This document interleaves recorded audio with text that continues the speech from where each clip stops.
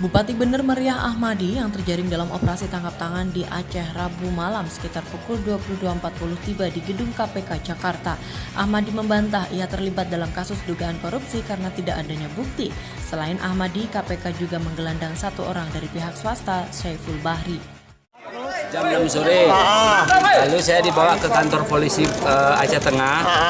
Kenapa? Sampai di kantor polisi selama 7 jam saya tidak ditanyanya apa-apa. Langsung dibawa ke sini aja gitu ya? Setelah itu dari kantor polisi Aceh Tengah saya ditanyai ada 12 pertanyaan namun sangat normatif menyangkut dengan bagaimana proses pengajuan dana alokasi khusus. Setelah itu saya merasa keterangan saya belum cukup. Saya tanya sama penyidik KPK, apa sebenarnya yang mau ditanyakan ke saya terkait alokasi dana khusus. Jadi kami memerlukan keterangan Bapak Bupati di Polda Aceh. Sampai di Polda Aceh, 8 jam saya di Polda Aceh, saya tetap tidak ada diperiksa. Namun penyidik KPK menyatakan untuk saya diperiksa di Jakarta.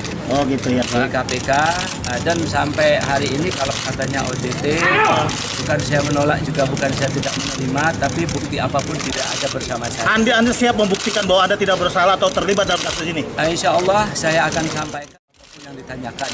Tentu ini sudah menjadi resiko saya selaku pejabat publik. Setibanya di gedung KPK Jakarta, keduanya baik Bupati Bener Meriah maupun pihak swasta bungkam.